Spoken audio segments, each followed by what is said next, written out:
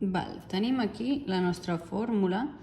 Recordeu que és mil·lilitres de solut entre mil·lilitres de dissolució per cent igual i el resultat que em doni la concentració en tant per cent. Aquesta és la primera fórmula.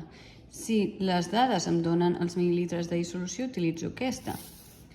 Però si em donen els mil·lilitres de dissolvent, utilitzo aquesta.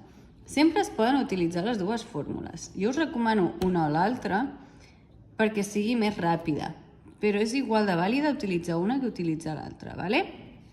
Llavors, aquest percent és com si estigués a dalt. Llavors, per mi, perquè no em molesti, me'l poso a dalt, per no liar-me. Llavors, si la meva incògnita és aquesta, anem per la fàcil.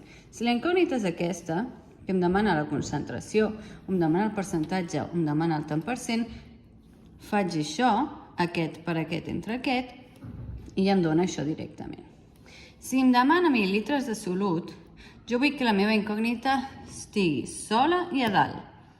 No està sola perquè té dues coses més en el costat de l'igual, però sí que està a dalt. Per tant, l'únic que he de fer és deixar-la sola.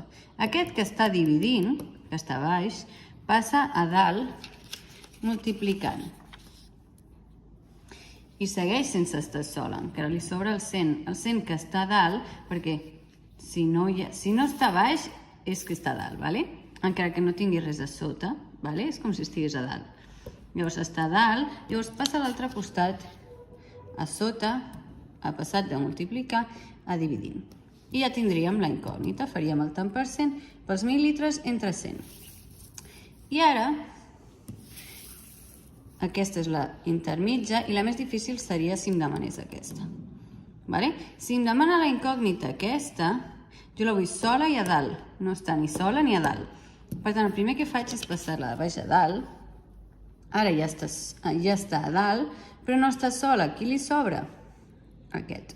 Llavors aquest, que se suposa que està a dalt, perquè no té res a sota, passa a sota dividint. Per tant, per calcular els mil·lilitres de dissolució, faria els mil·lilitres de solut per cent entre la concentració.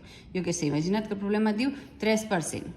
Doncs faria això, per això entre 3. Repeteixo que això és el mateix que si utilitzo la fórmula 2, aquest quadradet, aquest paperet. És igual de vàlid, es fa igual.